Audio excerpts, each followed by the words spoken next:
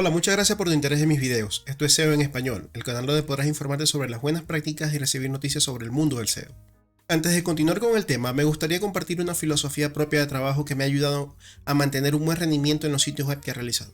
Y es hacerme la idea de que todas las páginas al menos tengan un peso necesario para ser guardado en un disquete, que su capacidad viene siendo de 1.44 megabytes. Obviamente ya este método de almacenamiento no existe y está descontinuado. No es obligatorio que todo sea así, pero esto me ha ayudado a enfocarme en la optimización de recursos. El Crawl Budget o presupuesto de rastreo es la capacidad o límites de los rastreadores de los motores de búsqueda para procesar los archivos necesarios de una página web, como lo son el HTML, CSS y el JavaScript.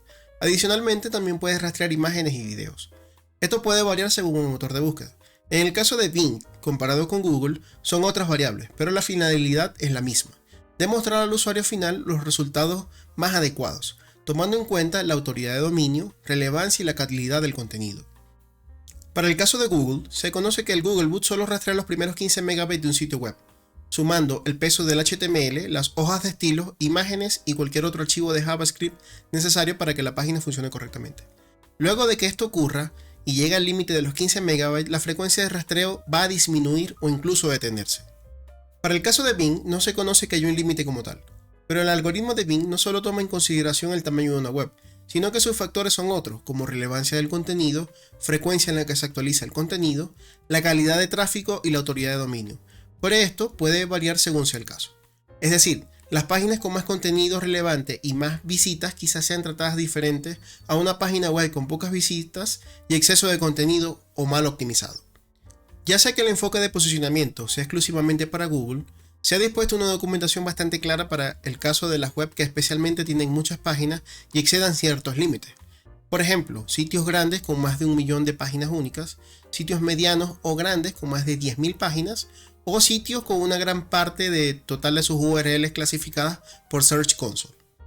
Hay dos factores importantes en el presupuesto de rastreo para Google que son límite y demanda. El límite de capacidad de rastreo es el límite de cuántas páginas puede rastrear Google de un sitio web en un periodo determinado. Este límite se establece en función de la capacidad de recursos de Google para rastrear y procesar las páginas web. Google también puede utilizar varios factores como el rendimiento del sitio, la velocidad de carga y la carga del servidor para determinar la capacidad de rastreo de un sitio web específico. La demanda de rastreo es la cantidad de páginas nuevas o actualizadas que hay en un sitio web que necesitan ser rastreadas. Cuanto mayor sea la demanda de rastreo, más presupuesto de rastreo se asignará a un sitio web para garantizar que éste rastree todas las páginas. Hay varias consideraciones que tomar en cuenta al momento de saber cuáles son los límites de rastreo.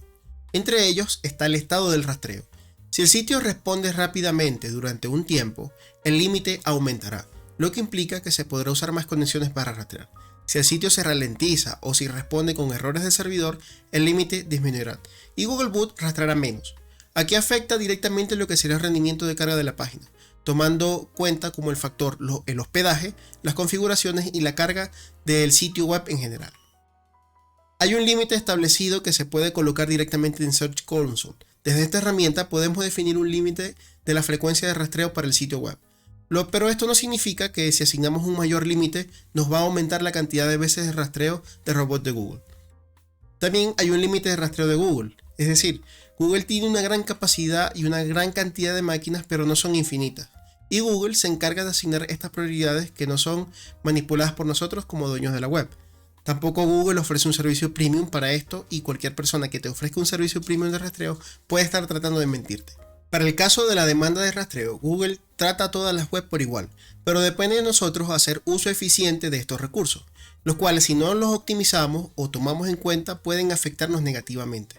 El ejemplo es que si dejamos que Google rastree todas nuestras URLs y muchas de estas URLs son de contenido duplicado, contenido de poco valor o URLs que arrojen errores de tipo 404, el presupuesto de rastreo se va a desperdiciar y muy posiblemente disminuya o se detenga la frecuencia de rastreo. También está el caso de que si tenemos muchas URLs visitadas, suelen ser prioridad para los rastreadores y su frecuencia puede ser mayor. Es posible aumentar la frecuencia de rastreo presentando una web completamente optimizada, con contenidos de valor y sobre todo si existe un flujo de grandes visitas al contenido. Esto hará que Google pueda saber que tu sitio web o contenido es relevante y está actualizado. El presupuesto de rastreo no es una cuota mensual ni anual.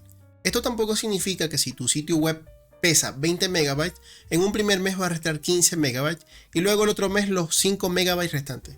Es importante considerar que este límite no es una regla estricta y puede variar dependiendo de varios factores, como la importancia de la página web, la calidad del contenido y la frecuencia de actualización. Para una buena rutina de rastreo e indexación, es necesario que nuestro sitio web en general cumpla con las buenas prácticas. Esto nos puede garantizar un aumento en el presupuesto de rastreo. Siempre es bueno utilizar una buena estructura de URL lógica y fácil de entender. Es bueno crear un mapa del sitio y enviarlo directamente a través de la herramienta de Google Search Console para ayudar al Googlebot a encontrar todas estas páginas y rastrearlas.